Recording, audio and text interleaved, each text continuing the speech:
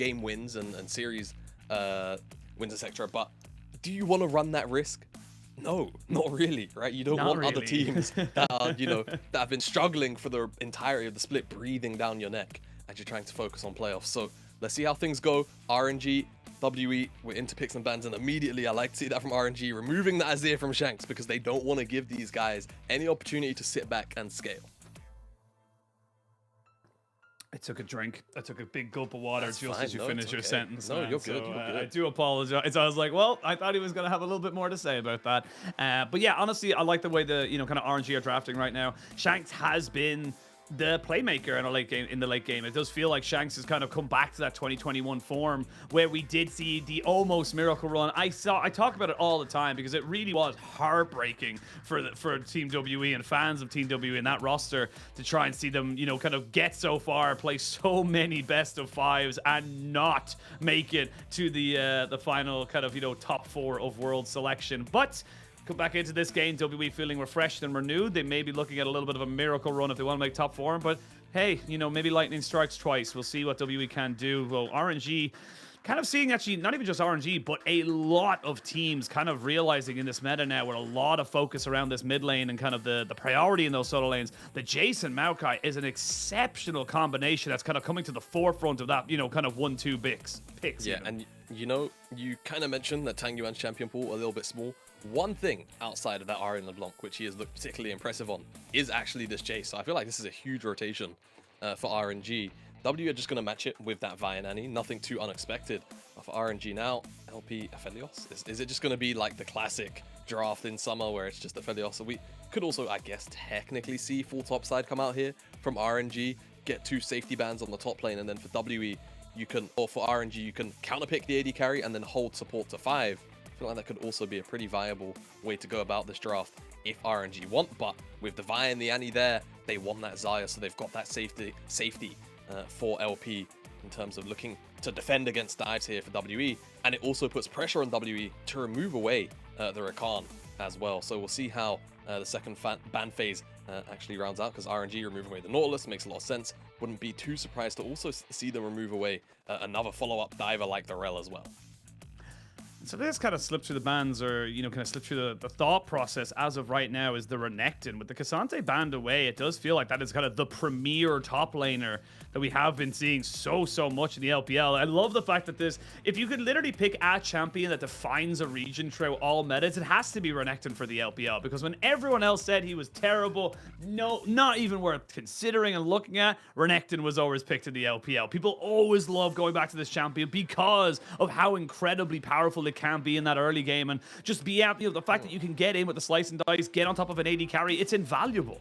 Yeah, it definitely is. I wonder how RNG are feeling about it. I'm a little bit perplexed by the Janna ban. Obviously, it's I1D, so there's the first piece of the puzzle in that question. The only Janna player in our league. The only Janna player, but it does make me wonder what RNG are considering playing, right? So Braum off the table. Were they really thinking about Braum? I mean, yeah, I guess technically, if you're feeling like you want to just sit defensively as RNG, you certainly could have. But now with the Braum ban, it does definitely open up Alistar as kind of a very premier blind pick here, because it does quite well into the Rel, even if WE go down that route. So I feel like RNG pretty happy with how things have turned out with the ban phase here in number 2, and they'll have counterpick for the top side. And again, they still end up with a very positive support matchup in the bottom side despite the blind. So for RNG, they've got a lot of poke right now, a lot of setup around objective, and it's generally quite hard to dive this composition. A lot of CC and defensive tools across the board, and they know that that's the way that RNG or WE are geared into, as they do snap at that Renekton, like you mentioned. It did slip through to all the way to 5th pick. And what is RNG going to do with Breathe and his top lane pool now? Is he just going to go towards Ornn? It would give them a nice amount of re-engaging, I will say that. I mean, so far this year, specifically in the spring split for Cube, we've kind of seen a lot of Renekton. So far in the summer split, though, hasn't been the most successful thing in the world. Has played it once and lost once. Is a little bit unfortunate. It is still his most played champion ever. ever. He has 78 games on it, 42 wins, 36 losses. His next closest is Ornn with 39. So it's not even close with how much Cube loves this champion. So definitely feeling a lot more confident to kind of go for that one in this particular situation. And I love the Ornn pick coming out here from Breed. You just need to survive that laning phase. You're looking to try and just, you know, help with the kind of re-engage, if you will, from WE, because everything RNG wants to do is to go in. But if you survive a couple of these engages here as RNG, you have so much re-engage to be able to fight back with. Yeah, it's really going to be a difficult path for WE if they don't blow up key targets immediately, or more specifically just the damage dealers, right? They've got 2 VIPs on the side of RNG that need to be taken down, and one is Tangyuan, one is LP, and they're both on champions, which can be pretty slippery to lock down. So that is going to be the goal here. It's going to be a bit of a mini game, a bit of cat and mouse throughout a lot of this game, and for RNG, early on priority likely not to be won out in many areas besides potentially the bot lane. When those objectives start to roll around, they're going to have to try and find those bits of priority to be in the river first, because that is how you want to operate this composition. You want to have WE run into you, and the first step of that is certainly trying to make sure you're in front of the pits first. Again, talk about the stakes in this series. If Team WE win a game, a single game, even if they lose 1 or 2, they will lock themselves into playoffs. RNG, to lock them into playoffs before we go into week 7, would require a 2-0 victory. So they need to start this game as they mean to kind of continue this series. But we're going to jump straight into the game, see exactly how these two teams want to try and duke it out. It's just a standard fan out, no notions, if you will, in the first few minutes. First few seconds, anyway. Very loud gyos, by the way, in the Xi'an arena. I feel like they're getting louder, like, by the day in all of the arenas. Have you noticed that? It was kind of like, Gyo, and now it's like, Gyo! It's like, Jesus! It's been quite loud. And then we'd love to see a little bit of sportsmanship up here on the top side. These guys know that no one's going to interact with them for the first 15 minutes of the game. So they're just, you know, hugging it out whilst they still can. I mean, let's be real. There's not a lot of 1v1ing to be done between these two guys. I think we both know who's going to be coming out on the early advantages. Also, good to know, again, Breed, part of that 2021 WE roster that almost made the miracle run before moving off into BLG at the time after that, and then obviously into RNG now. Cube spent most of his career on OMG, so these guys are mainstays in the LPL. They're plenty familiar with what they can do. And that was good to see, as you say, a little bit of sportsmanship, a little bit of camaraderie, if you will, just to start us off in a nice, wholesome way. Yeah, all competing for the same thing after all. Nice to see as Lumao. He's a pretty big trade there. LP not going to get stunned up. It's going to be Lumao. This is a very interesting trade. Yeah, I was gonna say I was waiting for something more to happen, but it was just the ignite to come down from Lumao. And I mean, this is kind of the power of the Rel. You do have that first level 1, but the later on in the game that goes, we do see the Alistar kind of have a much easier time of disengaging this champion. Yeah, I'll say one interesting point of note here is that Lumao's gone towards Aftershock, which isn't typically something that we see on supports that, you know, go in these days.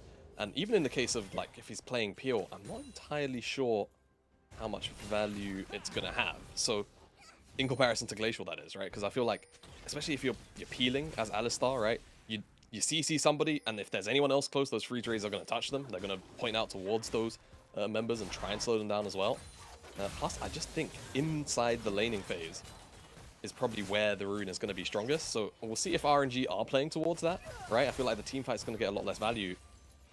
A lot harder to dive in Alistar early on with the Aftershock and things like that. So that's probably the idea, as away from not necessarily the bottom side, because Hung is here looking for this invade onto the blue buff. Everyone's aware that it's going on, but I feel like it's probably just going to be secured here by WE because RNG a little bit slow on the rotation in.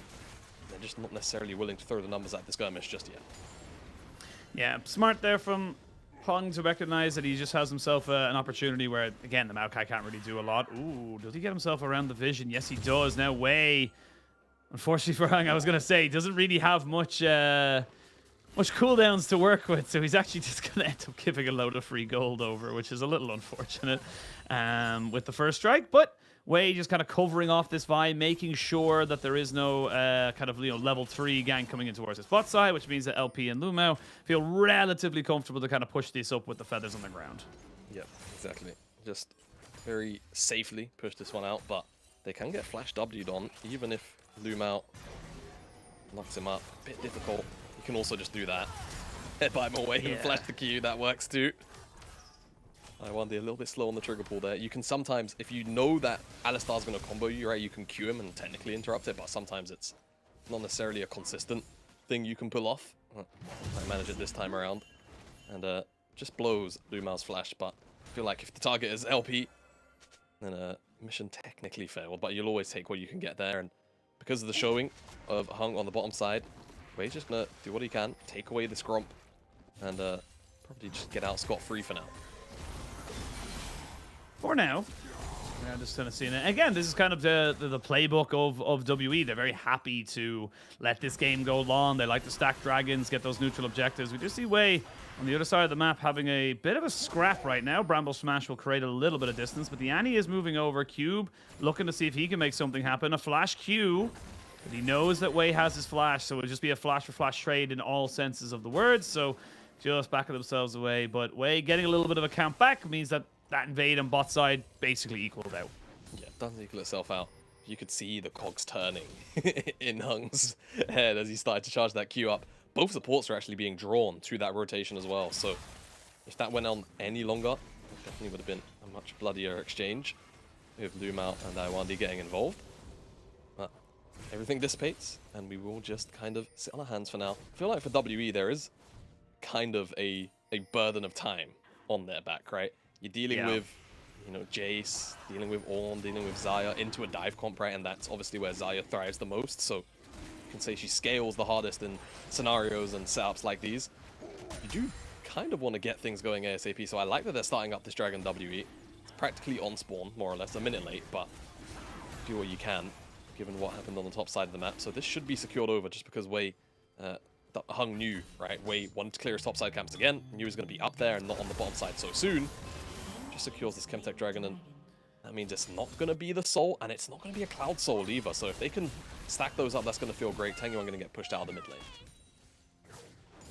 A small thing I just noticed as well. Lumao did not take Hex Flash. Just noticed it very quickly there. It's not the biggest thing in the world. It's just interesting to see that decided to go with the, I think he went Minion to Materializer and the Stopwatch instead. That were the two options he went with. Yeah. Very interesting from Lumao. So this... Now, bear in mind, I'm not necessarily a support expert, all right? I'm not Orcs. Rest in peace. He's not dead. He's not dead. He's not dead. He just went to he just went to the LCK. He just went to the, yeah, I was just about to say he just went to the inferior region. RIP. But this rune setup feels a lot more aggressive in nature, right? You've got minion demats, so if you're shoving in a wave, let's say you're crashing on a cannon, you can remove the cannon from the wave immediately. Then, you know, if you've got the stopwatch activated, then diving is obviously a much easier chore. Plus, of course, the aftershock. So definitely an interesting setup, rune-wise. Again, just touching on it, right? We typically only see Glacial, so very curious rune decision-making here from Lumao. It's definitely not the end of the world. It's not a bad rune page or anything like that. It's just kind of an uncommon one to what we're used to seeing, as Wei is going to make it to his top side, red buff, and recognize that it has been taken away by Hung. So very nice invade yet again from the W jungler, and we'll just set Wei, you know, a camp behind, and he probably will just get the Skull Crab as well if it stays towards the top side. Oh no, Scuttle! He really wanted to go over to Wei. He was thinking about it. He was definitely like, all right, look, you know, you're cool and all, but I just don't think it's going to work out.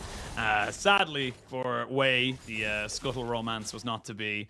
But level 6 now picked up for the Vi, which means that we might see Hung go for some aggressive moves as we do see him here. And with both junglers on the level 6, this is where it gets a little bit funky. It becomes about kind of who shows first, really, because if you end up popping that ultimate from the Vi, and then after you get the Nature's Grasp, it's a lot more difficult to really kind of get out of that situation if you end up getting caught out.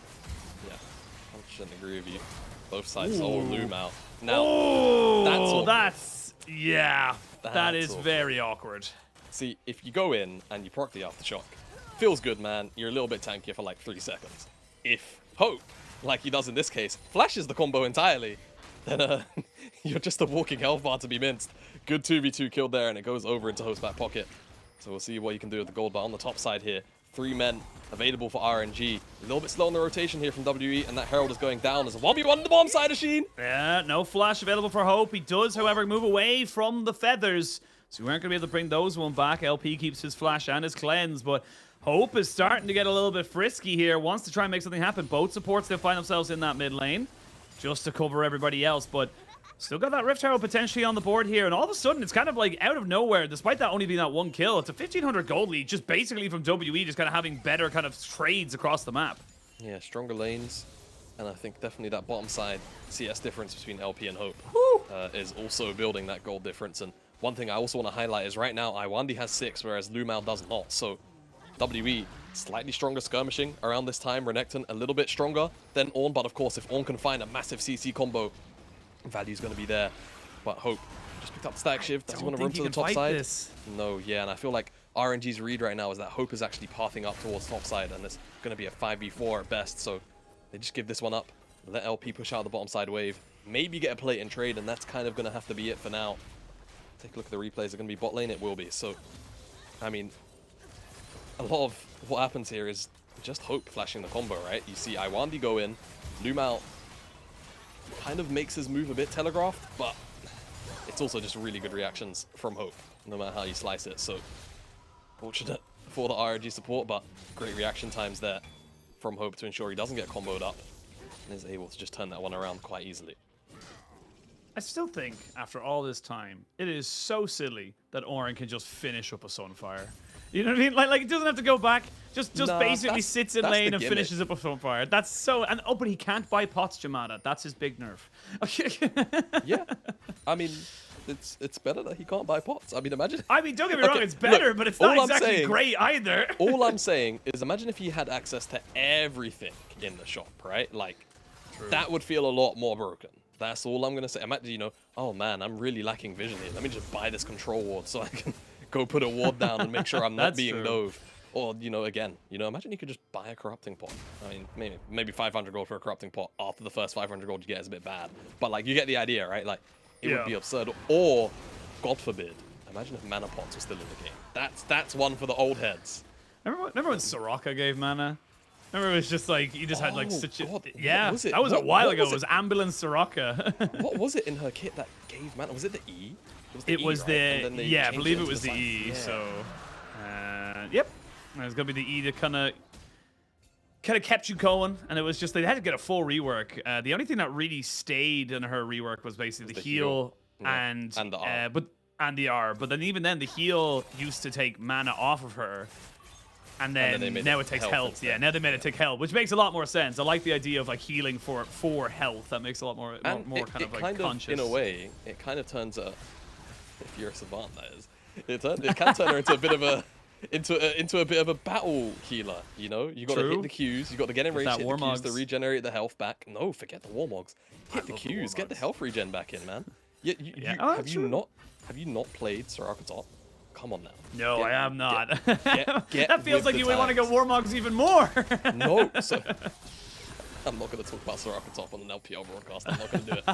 I'm not going to do it. I'm just going to say, if you're a top laner and you ever get bored, just consider it. That's all I'm going to say.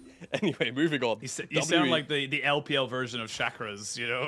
Just like the Karma and the Kale tops with the Soraka. Oh, God. No, absolutely not. Absolutely not. But... it's a goofy pick. A very, very goofy pick. W picked up the second dragon, so you've got that snowball going, right? Ocean Soul. Pretty nice, actually, at dealing with the poke that RNG have. Cube. So that's going to get locked down and also had Hung in his back pocket, so it's going to feel nice. But definitely still a very slow game, which WE, again, you know, a cool 2,000 gold lead at 13 minutes. You know, it's not the biggest gold lead in the world, but also for a 13-minute gold lead, it's alright. It's pretty good. Still got the Herald to drop down somewhere, so you want to definitely put that likely into the back pocket of Hope, right? Accelerate him to that 2-item mark. Make diving really simple. Running out of time. I guess he was running out of time. Yeah, I was going to say it as you mentioned, he actually was running out of time, so he hadn't got a choice. He had to drop it somewhere and decided that with the Maokai and the Ornn top side, he was best to drop it into the mid lane, which, look, it'll get 2 plates. Maybe only 1 plate. Oh, no, I haven't taken 1 plate. It's 1. Oh, it's 1. Yeah. Never mind. I thought maybe we'd get to... hold on, I need an action replay, because I think that was actually at 5 plates, but it looked so close to being at 4. That's what I was thinking. Yeah, because the Annie got 175, so it was technically 2 plates. Feels good. Feels good, as this trade's not going to feel good for Tanyuang. Shank's just printing a little bit of gold from the first strike, and we'll just pressure him back just a touch. For now, very common you see that happen as well. We get engaged on 2, but not the end of the world. You can see Cube here. He's just he's proxying underneath the tier 1 and tier 2. He's vibing. Just making life a bit awkward. Well, let's see that with all that kind of pressure up top side and no supports to be seen. LP is honestly getting rinsed right now, and this is going to be a pretty easy 1v1. Flash for flash. Hope called his bluff, and that is so clean to see. Cube now getting engaged upon by Lumao. It's a 5-level difference between that Alistair and that Renekton. And here we go, a 4v4 as it all comes down. The Ornhorn comes in. Tanguan flashes away. Now Lumao going to be turned into some beef burgers as they send him to the slaughterhouse. They can turn straight onto Way and make a little bit of firewood as well. Tanguan trying to get a little bit of damage down onto Shanks. Will get the slowest shock blast ever to kill him off, but will end up trading 1 for 2 in favor of WE. Almost 2 for 2 as Iwandi skimpers away. Yeah, Iwandi took a deep, deep breath as he hopped and skipped out at the back end of that fight. But like you mentioned, 1 for 2, and just jostling for vision pretty much on the top side. Herald spawning in 30 seconds time. WE able to hold their ground up there. Bottom side though, Hope, massive outplay. That was, he's in the head of LP there. But also just knowing that he's significantly stronger right now than Desire is. Been set quite far behind LP and has just generally been falling behind anyway in the CS since the beginning of the game. Second item not quite there for Hope, but you know very soon that Nash's Tooth will be completed, and then there's going to be a lot of on-hit damage. Hung's going to be able to effectively kind of just press his R key, more likely on Tang Yuan than LP, and just have Hope fly in on the side and effectively one-shot him. But look at this, because this was excellent from Hope. Not only does he read the feather pullback, but he also just reads the flash. Look, he's going to dodge it with the R and then also flash at the same time. So he kind of anticipates both, waiting to see what LP would do. Either way, just gets his mind completely opened up like a book. And over here, Cube kind of in a no man's land at first, but re-engages come through, and it just ends up being a massive wet noodle fight, to be honest with you. There's not a lot of damage on offer. It's just CC, and Lumao and Way, the first ones to bite the dust. Last breathe. Does Orn thing, sits here for a while. Tang Yuan having disengaged already, manages to snipe out here on to Annie, onto Shanks, almost onto Iwandi, but doesn't quite have the damage for that. RNG though, sneaking away this dragon is huge. Yeah, it means Cube. No longer Ocean Soul available super early on for WE, so RNG very happy with this exchange, even if they're down several thousand gold. Do they want to go for this fight though? It looked like the Rift Herald was this call here from WE as they want to try and maybe accelerate it. They're in a bit of a choke right now. Hein gets himself onto the backside, turning himself onto Lumao to try and knock up as many people as possible. The Ornhorn coming in to try and knock anybody up, but there will be a trade of Jace for Rel. That is 100% worth for WE for the moment. A flash away by Lumao means that he's able to keep himself safe and ready. How are RNG coming out on top of this one here? A flash forward, but it's not quite in range. He wants to be a little bit more. No. Oh, he wants it so badly, but there's the movement speed. And it means that you're going to have a lot more poke coming out from Hope. They're actually going to be a little bit, you know, kind of scattered a bit on this one. The W's coming out, Hope not willing to go 1v4, but in mid lane, they might be just going to get 2 towers from this as well. Yeah, Demolish procs. Cube's going to have to take the long way out, but he will make it back home, and RNG lose Tang Yuan, and I think Lumao as well in that exchange. But they picked up that dragon. I feel like that's the bigger thing of importance here, but WE still pulling ahead massively in the gold department now. 5k up. Could even find a pick on Tang Yuan. If they can do this, I mean, even if now they still pull the trigger. Yeah, looking for a little bit of movement here onto Hang, and will kill him off, no problem whatsoever. TP coming in off the back of that means that Shanks is dead to rights as well. No flash for him to really go anywhere, gets knocked up. Yeah, taken out, will be confirmed there by the Maokai. So good responses coming out here now from RNG. The game was starting to run away for them. It's still WE favored, but they're getting a couple of kills back. Yeah, we'll talk about that topside play in a minute, because first we've got to highlight this replay. As Disengage comes out, Breathe, gets a double knockup. Just trying to allow RNG a lot of space, but because Hung already had the wraparound, it's very easy to kind of get the fight going. In the mix of it all, I believe Cube got a stun onto Tang Yuan, which set up for Hope to dive into the backline here. And it's very easy to assassinate him. Then I don't think the Observer's going to click on Annie in that replay, but he must have had like 15 more movement speed than Way or something ridiculous like that. I was just able to outrun him until the E actually came up to give him that burst of MS. Feels quite bad. And then on the top side, I like the idea from WE, right? But I feel like they're just overstaying their tempo, right? Tempo is kind of like a pendulum. I say this a fair few amount of times here on the LPL. RNG had their time, right, and their tempo with the dragon takedown. WE then, you know, cut off RNG's time and then got the tower in the mid lane. That was supposed to be the equivalent of exchange right there. But then they look for the even more extended play on the top side. But the reality of the situation is RNG now have the time and the tempo to respond to that top side play. And they even had extra resources to bring in Breathe on the teleport too. So just a little bit overzealous from WE, but the idea was certainly a sound one, I feel like. If you're just looking to find another pick into another tower to keep the snowball going, maybe catch RNG unawares.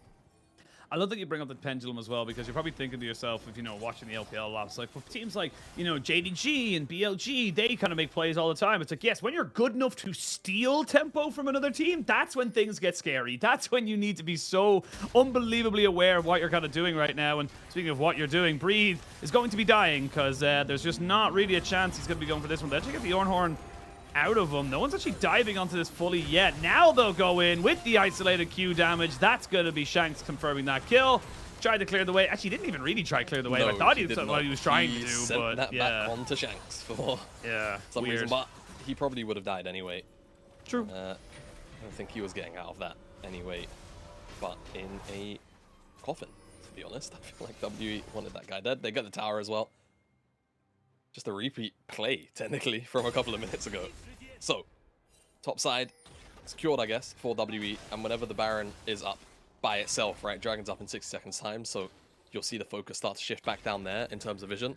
I do anticipate they'll start to take control of this top side. I feel like for RNG, you could genuinely consider setting up all of your vision on the top side, yielding this this dragon, and then trying to make life a little bit difficult for WE on the retake for vision, right? Because I feel like as WE, you want to basically make the top side of the map effectively as dark as you possibly can. You want to make it, you know, really the fog of war, and then ensure that RNG have to check into you, and then you get to choose the best engagements for yourselves.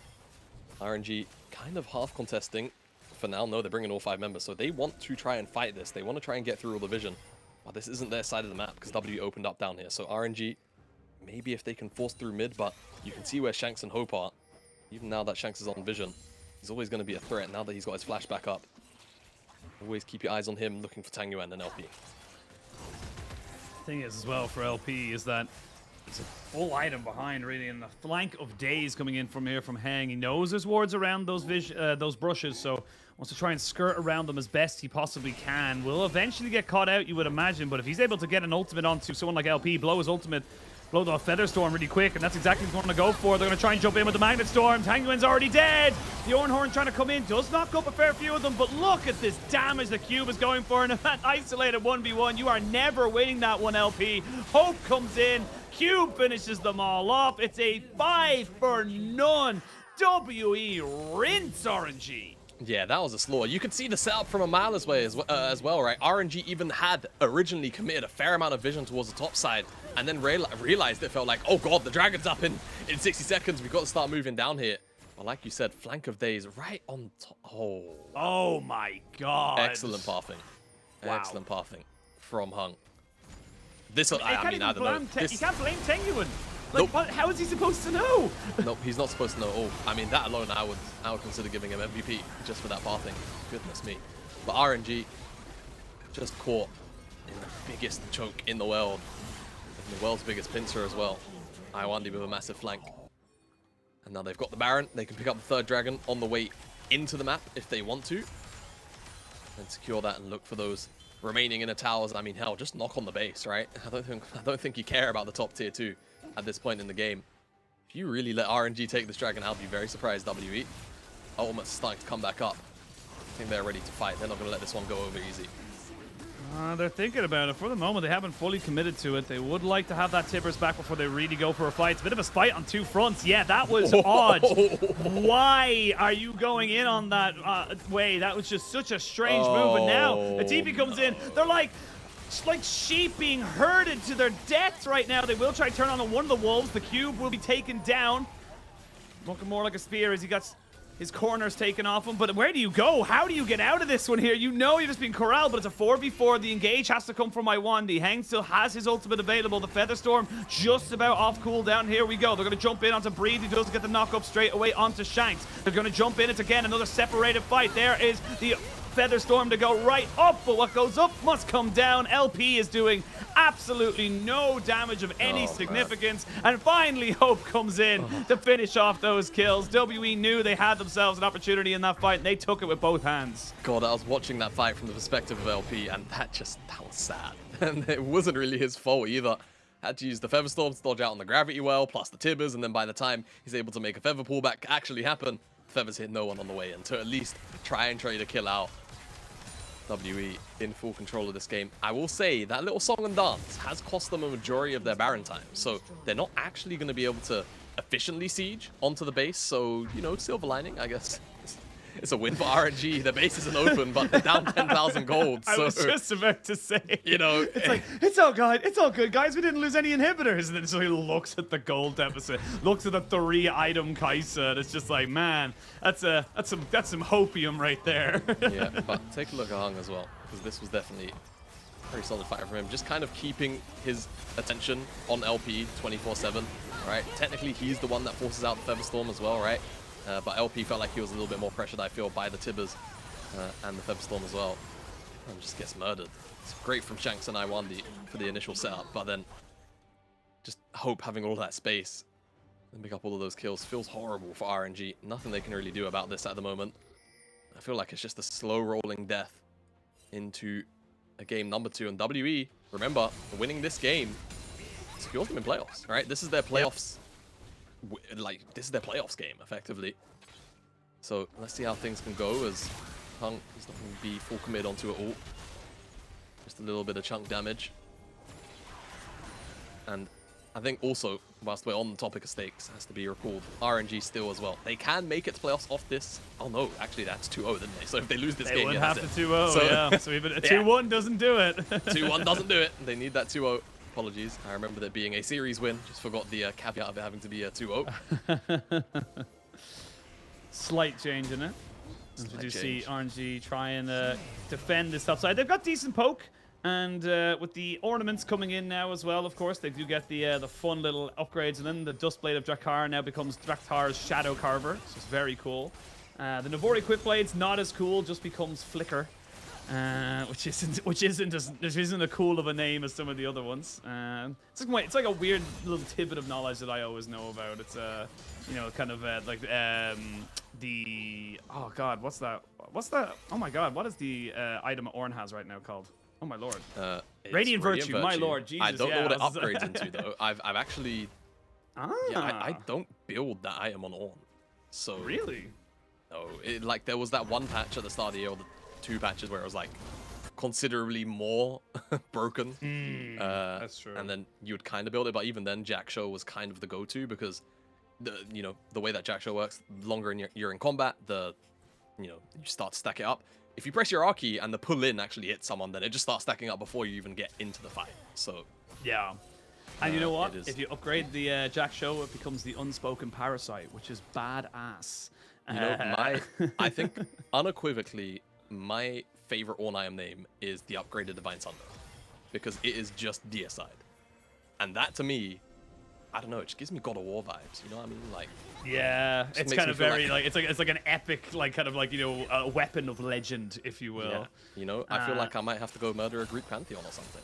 You know, hey, absolutely. Speaking of weapons of legend, Luma's actually gone for Radiant Virtue himself. Something that we do not see a lot of times is an exceptionally expensive item in the grand scheme of things. Yeah. And sorry to cut you. They changed it right in 1310, where it's kind of it works as either a cheap primary tank item or a expensive or a luxury support tank item. So Luma going towards this is very interesting. I guess in the context of how these team fights should actually play out, it's potentially the smartest item you could 400 gold more expensive than like Locket average tank. is what so like you'd either be going Evan Shroud or Locket, right? I feel like if you're playing defensively, then reality is you're probably buying Locket, right, as opposed to Evan Shroud, where you're looking to actually set up for plays. I don't know the maths, but I would imagine that over time the Radiant Virtue heals more than the Locket shields. Obviously the Locket is about shielding that immediate burst damage, which, you know, some League's a contextual game, man. You know, sometimes that heal might mean diddly squat, but that shield might be everything. So, Very interesting build. And again, going back to the rune discussion from Lumao, he's cooking. I will say that. But certainly the ideas are there, and they're not bad ones. Certainly seen far worse pro builds in my spare time, as more items starting to be complete with WE. Rylai's now just going to make the life of RNG even more irritating, right? Dealing with the Tibbers. Yeah. With the slow on him. And RNG are just slowly being choked out here for vision. They've got a fair amount, actually, even as far as into the river, but eventually this stuff is going to be cleared out by WE. And then they're not really going to have much of an in. So you're going to have to pull the trigger at some point. They're already down 10,000 gold. I think you just have to start throwing stuff at the wall and seeing what sticks. Yeah, I don't know if any of that's going to stick. You have a Zhonya's for Shanks. He's also got a Medjai Soul Stealer and the Rylai. So in terms of his own, his AP damage and his tankiness, he's straight up chilling. And now you've lost two massive ultimates. To try and defend this mid lane feels impossible. And yeah, honestly, I feel like WE, they're kind of caught. Well, they felt a little bit indecisive there. I would have loved to see them just kind of barrel into that mid lane. But look at what chip damage these two towers are taking just from the minions. Yeah, they just had to be faster on those rotations, right? But so the reason why they're being indecisive, I feel like, is Hope was saying, guys. Oh. Well, they should be fine, yeah. GA as well, plenty of help, no problem. Very lucky to get out. Now's a pretty greedy base position from Hung. But yeah, I feel like Hope was just saying, hey, guys, I have death cap. Don't fight. Obviously a huge spike for this AP Kai'Sa. And we'll put him in a position where, even in isolation against Tang Yuan, against LP, if he finds them even for enough time to get one plasma stack going, like one full 5 stack, he will probably just one-shot them in that duration. So RNG really have to deal with the Kai'Sa, but she's also got a stopwatch, so life just feels horrible. I was gonna say there's a 2-level difference between LP and Hope. There's a 6-level difference between Lumao and Hope. If Lumao tries to compare that to the other side of it, but there's only a 3-level difference between Iwandi and LP, which is again kind of standard for supports into AD carry matchups. But this is like unheard of. The pure amount of stats you'll be picking up is insane, and another fantastic flank here. Seriously? If he dances around this vision once more, I swear to God, I'm gonna scream. Okay. So I think what he's got to do, he's got to wait for this minion wave to go past. He'll do that. I think he knows, there's that blue icon. Yeah. So they know that the pink ward is there. So he's going to queue up, and then he's going to wrap all the way into chickens. But there's a blue ward in there. But either way, he can just actually walk on the control ward. It doesn't matter. The TP. They haven't been able to see the ward. And here comes Shanks. He flashes in. LP has to cleanse and immediately go into the Featherstorm, but he is dead.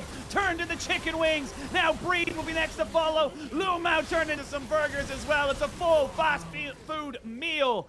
And this is WE once again, beautifully team fighting around the vision. There's nothing RNG can do. Man, that was sick from Hung. Not only did he find the angle, but he also got the control ward down for Shanks to teleport and find the flank. Absolutely huge. And with death timers this long, it's Tang Yuan and Wei, but it's a 5 versus 2. I think if WE are feeling themselves, they will look to end this game right here, right now. Not only end the game, but they also get themselves in the playoffs. But no, they don't want to risk it. We talked about this before coming in. If there was a play style to describe WE, it's slow and steady. They are the tortoise. They want to tick every box. They want to dot and cross every I and T before they even think about maybe throwing this away, because they know their season could be on the line. As we look to see maybe another re-engage, Wei gonna jump over and try and get in on top of the wall, but has to use a stopwatch straight away, a flash away to keep him alive for the moment. Does have himself a twisted advance, but the Magnet Storm brings them all together for a nice big hug, and Cube really rips through the rest of the team. LP, no flash, no cleanse, and now WE with the ace will try and end the game. They have to get the minion wave from top or mid. Either one will do, but it looks like they'll finally lock themselves into playoffs. RNG poke their head into the pit, and Iwandi brings them all back down to earth. That's going to be playoff secured for Team WE. It's been a bit of a awkward road, to say the least. But 7-5, and this one individual game win in the series here against RNG, they will lock top 10, and they don't have to look over their shoulder no longer. RNG won't be able to secure playoffs today. Chances still there, however, to pick up a series win, but WE absolutely dominated them here in game number 1. Yeah, really, really well done here from WE, and like we said, slow, steady,